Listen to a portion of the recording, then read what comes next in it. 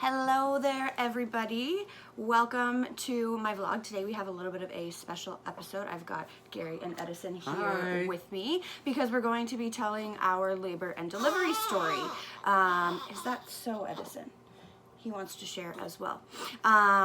So I would have been 40 weeks pregnant today. Today is Edison's due date, April 16th.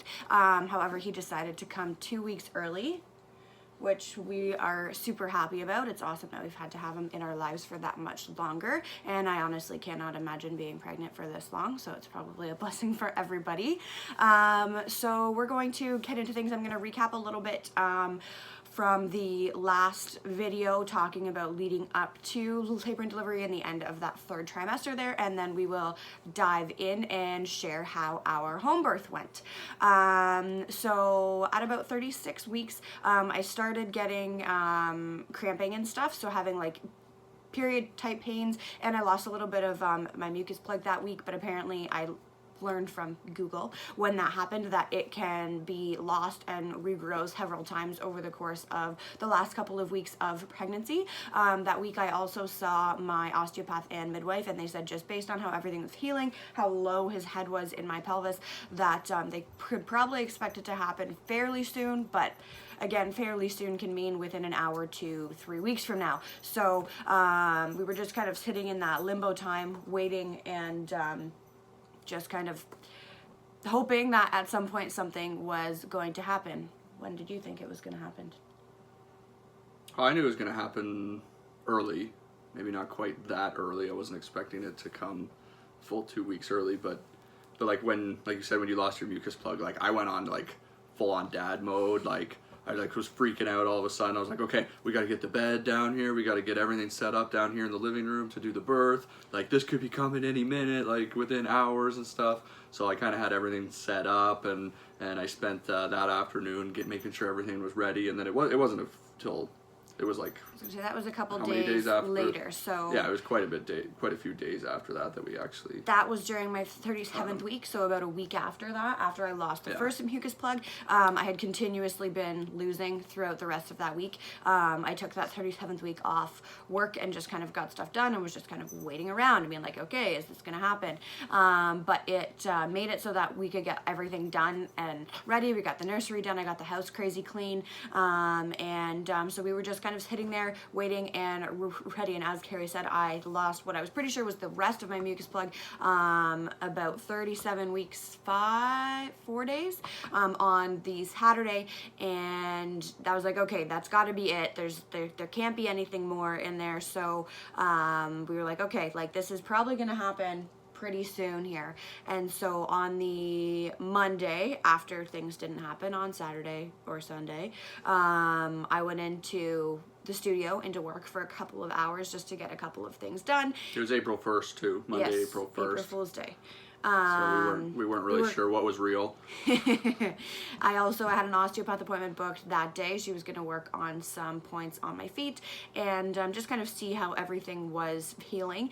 And so my osteopath appointment at 3 o'clock, I went and had my treatment, and Ruth did an adjustment on my head.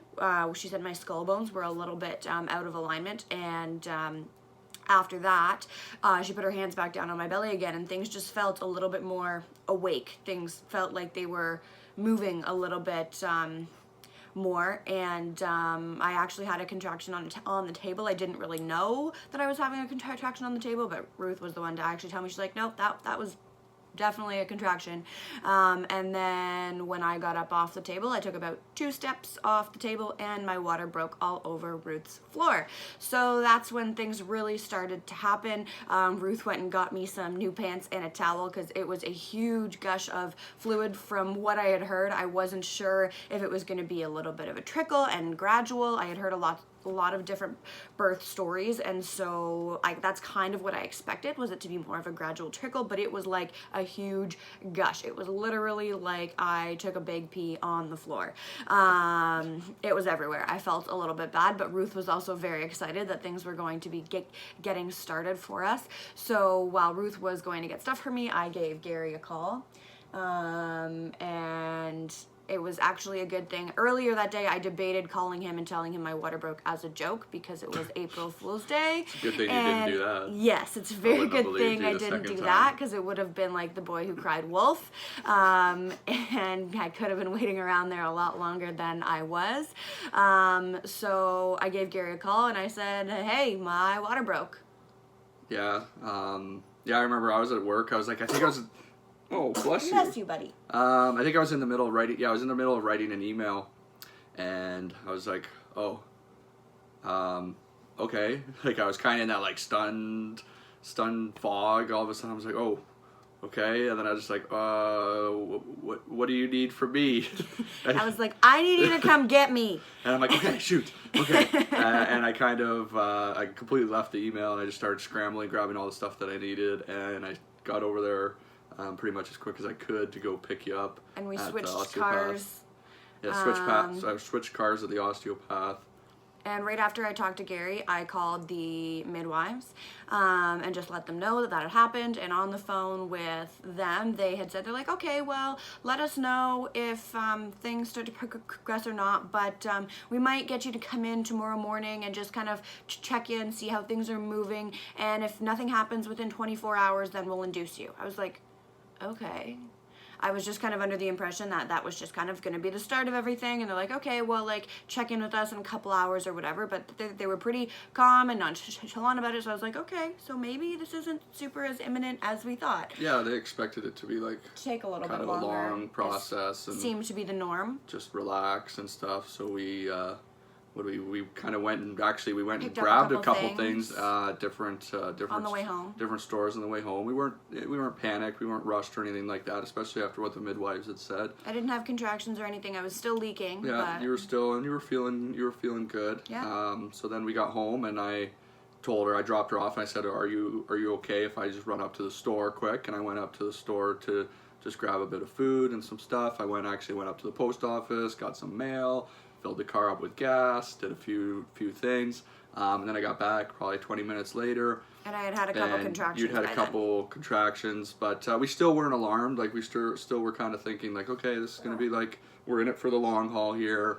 And the midwives had told us like, you know what, just try to relax the best you can, put on some funny movies and stuff like that. And yeah, have something to eat, just chill out, just kind of relax. So I think we came in, we put on Amy Schumer's comedy special on Netflix, and about pregnancy. It's pretty funny. About pregnancy, it was pretty funny, but we got into about 10 minutes into it before you started really having some contractions. Wow. Okay. And then so it was about 5:30, about an hour after my water broke, that my contractions had started, and they were a little bit slower at first, about like 10 minutes apart or so, and then but within another hour or so after that, they were getting pretty strong and intense. At that point, we called the midwives back, and I actually, Gary did, I'm pretty sure, because I was having a hard time. I was having a hard time getting through the contractions and speaking. So Gary gave them a call, and what did they say on the phone? They kind of were just like asking a few questions, or like they didn't seem like she kind of thought like we were ready for them to come out yet, because it kind of happened so fast. But I was like, okay, we've been timing them out. This is what's been happening with the contractions. They had been between like 3 and 5 minutes apart and lasting 45 seconds to a minute 10 Yeah, long. and while you were in the tub, you had like one pretty strong one that was like way worse than any of the other ones, and it lasted like almost 2 minutes long. Yeah, so that was after we had gotten off the phone. Like, and that's when you were like, she breathed. Well, she listened to me on the phone and was like, "Okay, yeah, like this is intense now. We're gonna come out. We'll be there within an hour." We put the phone on speakerphone and was like, and she was like, "Oh, okay, like that sounds pretty intense, and they're this close. Okay, like we're gonna start getting our stuff out, getting our stuff together. We're gonna be out in about an hour or so." And so in the meantime, waiting for them, that's when I got in the tub. Oh, you were in the tub before we called them. Okay. Yeah, we went up to the tub right after. Right. We turned on the Amy Schumer thing. Yes, right. It's all a little bit of a blur, sorry. So yeah, that night, so I had a big break, and that I had like a 9-minute break in between contractions, and then I had that 2-minute long one, which was like crazy intense and crazy long, and I thought I might die. Then after that, that's when they really started to pick up. So thank you for correcting my timeline there. Yeah. And then at about 8:15, that's when the midwife Rebecca arrived. So she brought all her stuff in, and by that point I was back downstairs on all fours. That was the only kind of comfortable position that I found to get through contractions, just trying to focus on my breath and get through that. Gary was really, really great for helping to keep me focused there. And so shortly after Rebecca arrived, she checked me, and oh honey, I was about 5 centimeters dilated. So I was like, okay, cool. Like my water broke about 4 hours ago, and we're like halfway there. This is great. So I was on all fours, and I actually early on liked Gary to apply some counter pressure to my back. I was having a little bit of back labor, so I liked him to push on my back a little bit. Yeah, early on, you liked that. Quickly it became swatting me away, telling me to fuck off. I don't think I said that. Yeah, you don't remember correctly then. So pretty quickly, any additional pressure, anybody touching me, just was additional pressure in my body, and I just didn't like it at all. I needed to really be able to focus on my breath and not have any other contact, really. I was also throwing up in between or during a lot of my contractions, so that was a really glamorous time for everybody. So then a little bit later on, Rebecca thought maybe we should get back in the tub again. So we tried that. I tried to lay on my side or my back in the warm water. We originally had planned on having a water birth. We were supposed to have the pool here. However, my 38-week appointment was not until 2 days later on the Wednesday. And so that's when we were supposed to pick up the pool, and Rebecca wasn't aware of that. So she arrived and she's like, oh, where's the pool? We're like, we don't have it yet. She was like, oh, crap. Okay, well, whatever. We'll make it work. And so, as I said, we got back in the bathtub, and I tried to get through contractions on my side and my back in the tub, and that did not go well. I would all of a sudden scramble and try to get up to all fours in the tub, because that was the only way that I really felt like I could get through them a little bit more easily. So that ended up being a lot of work, having to flip back and forth like crazy. So I didn't stay in the tub too long at that point. When I was in the tub the second time, that's also when my mom arrived. So we had called her and updated her earlier on about my water breaking, and then Gary had called her a couple times when things were starting to get a little bit more intense and said, hey, like, you should probably leave. There's some stuff that we could get you to pick up. And then 20 minutes later we called again and tried to find out where they were, and they hadn't even left yet.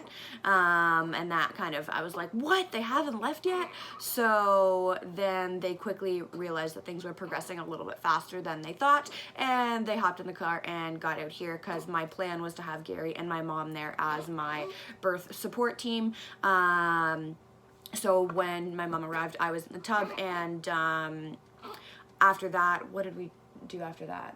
I switched and sat on the toilet for a little bit. You were sitting on the toilet. You were moving a lot, which was really good. That's what Rebecca said. She said it's really great that she kept moving positions. And the positions that I was choosing were apparently good for getting things to progress. Yeah, you're just moving and transitioning to different positions and just help moving things along. Sitting on the toilet, I would brace. Anytime a contraction happened, I would actually stand up and brace all my weight onto Gary's knees. He was hitting across from me, like onto my forearms, on the edge of the bathtub, and yeah, I was putting a lot. I had my forearms out like this, and she just like put her weight on. I was just like the entire time, I was like, oh my god, like I'm just trying to hold on to her and stuff. And then after each contraction, like my wrist and like my arms, I'm just like, oh my god. And it was tough. That was a tough part. He worked very hard for me as well. He got a workout in. Yeah, that's okay. I got an extra during workout labor in. as well. And then so after that, we came back downstairs, and I was on all fours again with my forearms on the mattress that we have down here on the floor. And then at that point, that's when I got on the nitrous gas. Well, that's, yeah, you'd started telling me. I started saying, I you're don't know like, if I don't know if I can do this. And you were I- talking about checking into the hospital. I was like, no, I know you This don't is not want to do what that. I wanted. I really am not going to let you. I mean, I would have eventually, but I mean, I was going to do everything I could to convince you to not. And that's when I was like, okay, like, Rebecca, like, We asked Rebecca, we I was like, mentioned okay. nitrous gas a couple days ago. Like, do we have that? And she's like, yeah, let's try It was it. out in the car, and so she went to go get it, and really the nitrous gas was a game changer for me. So the nitrous gas, you put on the mask and breathe through it during your contraction, and then just take it away while you're not having a contraction. So at first I really hated the mask on my face. I didn't like how it felt because I didn't feel like I could breathe properly, but then I realized it just helped me to slow my breathing down. It really helped me to focus, and I would count 10 breaths, and once I got to 7, I was like, okay, I know I'm almost there. I just got to go a little bit longer, and then it's going to be over. And so I would actually, after that, I was able to move from all fours and lay on my side with my pregnancy pillow in between my legs, and that was quite comfortable actually. So I had the nitrous gas. I would wake up, have a contraction, grab onto either Gary or my mom, breathe through that contraction with the mask on, and then take it away. And I would actually sleep for the 3 minutes in between my contractions. So that actually allowed me to rest up a little bit more and be able to maintain some strength so that I would be able to get through the rest of the process. And so I was on the gas for probably about an hour and a half or so. At least, yeah. And I was checked again at about like 11-ish or so, I think. And I was only about 7 centimeters then, and I was like, what? Like, that's it? Are you kidding? And so that kind of stressed me out a little, but then I just got back on the gas, got back into my rhythm, and within another hour or so later, I was at 9.5 centimeters. So that was really great. I did have what's called anterior cervix, which I'm not still completely sure what that means, but That's right. He wasn't coming through the cervix. The cervix was kind of coming together all at once. Through the front. So they had to like kind of reach in and hold the cervix back and let you push him through the cervix to kind of get him through that first little point, yeah, so that he would come through the cervix fairly easily. Then I went back to all fours to try to help with that for a little bit, and then relatively quickly after that, I was down there for like 10 minutes or so, and then it was basically, I was like, okay, like it really feels like it's time to push. Yep. It just all of a sudden, that I had heard that it just all of a sudden you just feel like it's time, and that happened. I was like, okay, like I feel like I have to push out a poop. And then, so we're like, oh, she's like, okay, whenever you're ready, like, let's get going. And then we started to push, and that, I enjoyed the pushing, like, more than the contractions, because I actually felt like I got a little bit more of a break in between contractions. And I felt like I was actually, like, progressing, moving. You're working towards getting something through somewhere. your contractions. Yeah, so it gave it a little bit more of a purpose. For the first little while, it was hard because I didn't really feel anything happening. They said that we were progressing and things were moving, but I couldn't feel him moving. And so the first little while, my mom and Gary did say that his head was kind of like poking in and out a little bit. You could see it starting to come, but again, I couldn't feel that. It wasn't until barely. His head was actually like engaged, and you start to feel what's called that ring of fire, where everything is burning because everything is stretching while he's on his way out. And then I was like, okay, I am locked in. I know I just got to do a couple more really good pushes, get through these next couple contractions, and he'll be out.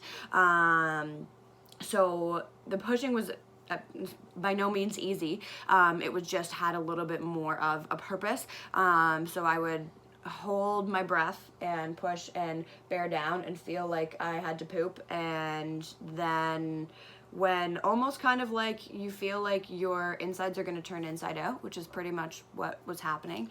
Then they like, okay, you're where you need to be, push more. And I was like, okay, like this is where I know I need to be. And from there, once I had him, once I could feel that his head was engaged, then things went really, really quickly after that.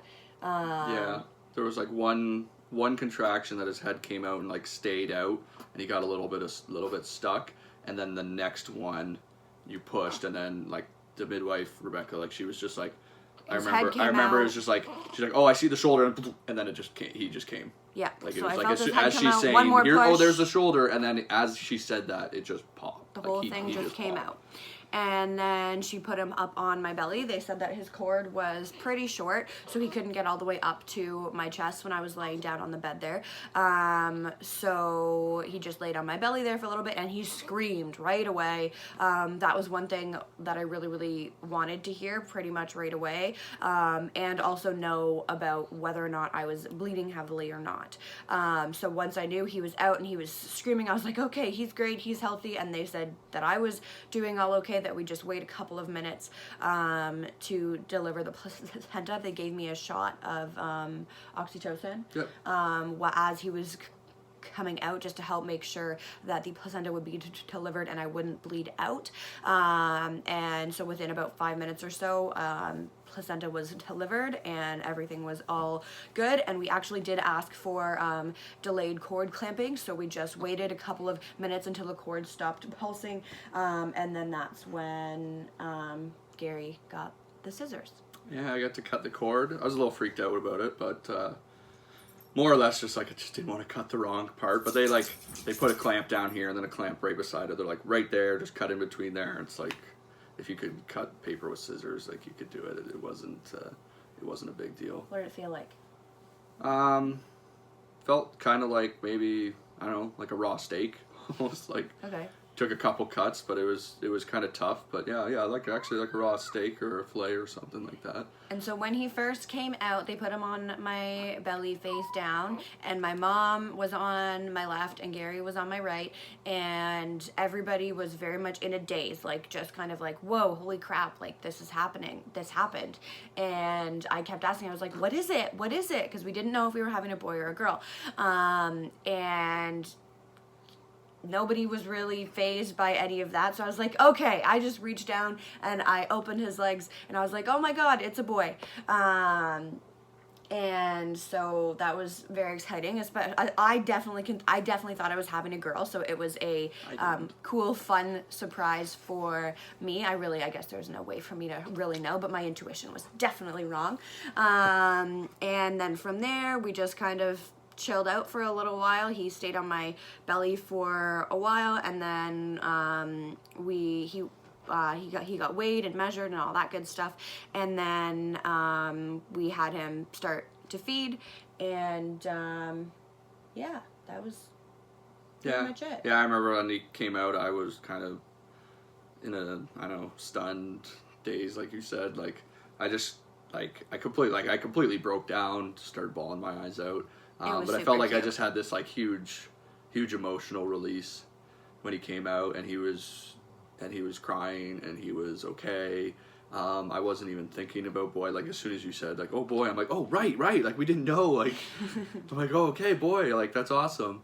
But yeah, like I felt like I just had this huge emotional release once it happened. Like during the entire process, like it was a lot.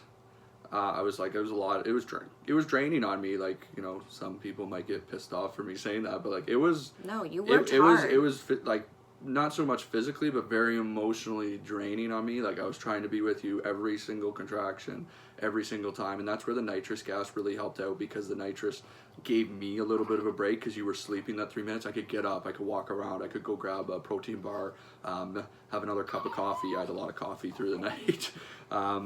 Oh yeah, because we delivered at 2:00 in the morning. Yeah, so that was 2:12. really 2:12. So I mean, it was a lot of me, and I felt like when it came out, it was just like this release, and I was like, okay, like we're done, like this is over.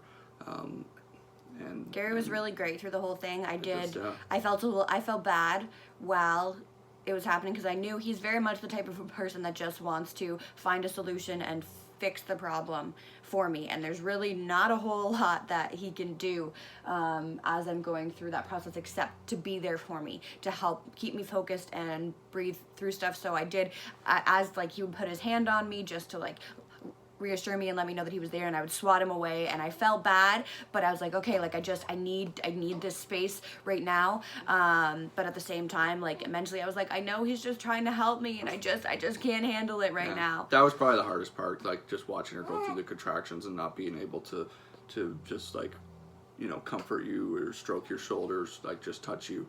Especially since like putting pressure on your lower back was working so well early on. I always wanted to do that, and you'd just be swatting at me and getting me off. So I turned my job into just helping her on her breath, like just focusing on that breath, keeping that deep breath, that meditative, that meditation type breath throughout each contraction. I felt like that was the difference between you know, a good contraction or a bad contraction.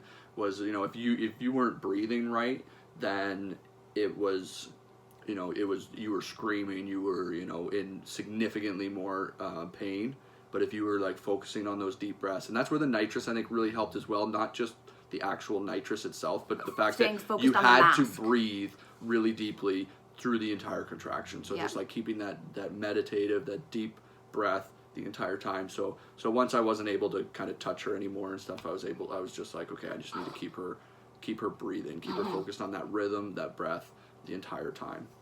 He, my mom, and the midwife, Rebecca, did a really good job reassuring me that I could do this, especially in the times that I was like, oh my God, I don't think I can do this. Like, I might have to transfer in. And I also, well, after it was all said and done, I was really glad that we didn't, because I knew that was not something that I wanted to do. I would have been probably upset with myself if I had, because I was like, no, like I can do this. Like, I think being like a fitness coach too, I felt like it was similar to like a workout for you. Like I was just like, oh, you got 10 this. More seconds. Like, you can do it. This. Like just 10 more seconds. Mind like, over matter. Yeah, just a couple more. You got it. You're almost there. You're almost there. Hurts. Just keep going. Yeah, I know it hurts. I know it hurts. You got this. You got this. And just like that motivating thing. So I don't know if that like helps us out that I've had that experience of being, you know, of coaching people. And it's funny, like the last couple of months in classes, I've said that I was like, I'm going to curse all of these things that I'm saying to all of these people in class to get them through it. But are you gonna now? Like no, because it was really. I wasn't like this stereotypical like push. I was not like that because I know you didn't want that. So I was just like, you got this. Just breathe. You got it. Just get through it. You're almost there. You're almost there. You're doing amazing. So that's kind of what I focused on. Yeah, and then so when he came out, he weighed 7 pounds 8 ounces and was like 19.5 inches long. And he, as I said, he screamed right away, so we knew everything was okay, and I had no complications. Everything was great.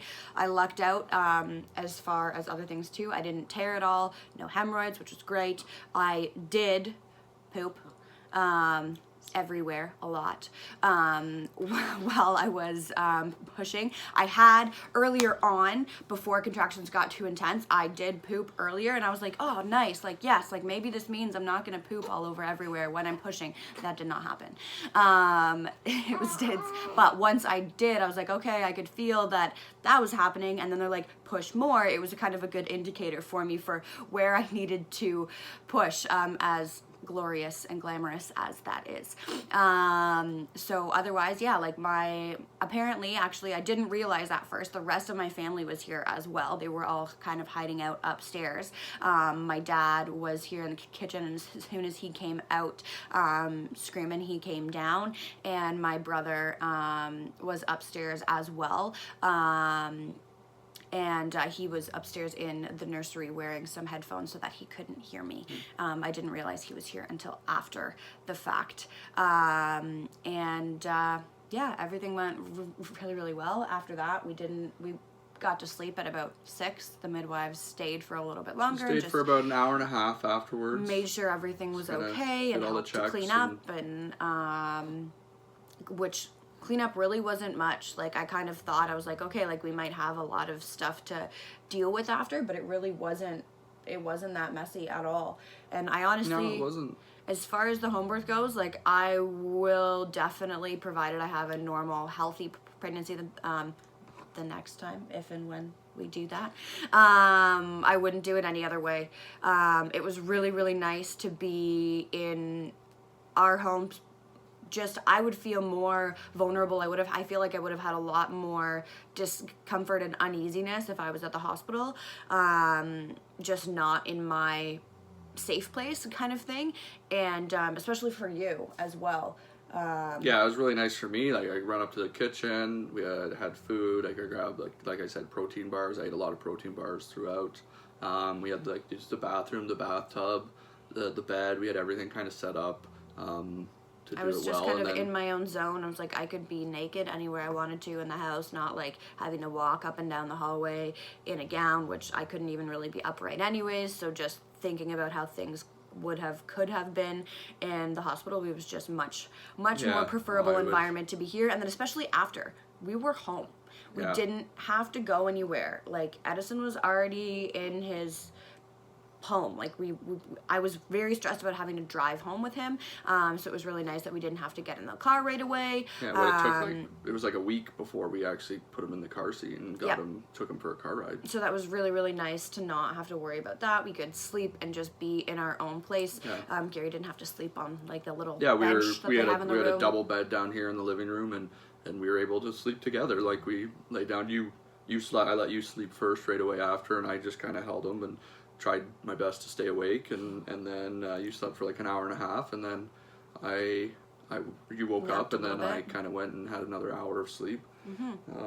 But yeah, I was able to sleep on the bed, and we didn't have to stay in the hospital for the next day. Like, the next day I had a really good nap on the couch, and we were home. My brother came over and brought us breakfast. Yeah, it was great. So yeah, we had a really, really great experience with our labor and delivery, and are happy to answer any questions that anybody has. We felt completely safe the entire time.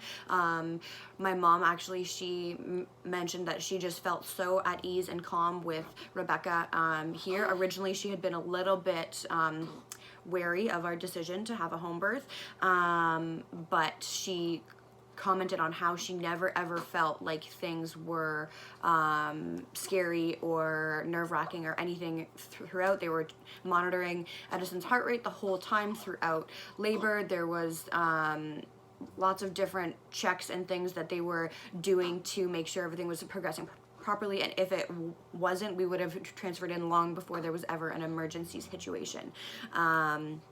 So it was everything was really well taken care of. They had answers for any question that we had coming up before and during, and I highly, highly recommend the Stratford midwives. They did a wonderful, wonderful job. Yeah, they've been awesome the entire time. Just great support. Yeah, so that's our labor and delivery story. That's how Mr. Edison came to be in the world, and I will update you guys more with how the first couple of weeks have gone for us in my next video. So subscribe to my channel so that you can get all our updates, and we'll move into a whole bunch of other awesome stuff after that. Thanks so much. Have a great day. Thank you.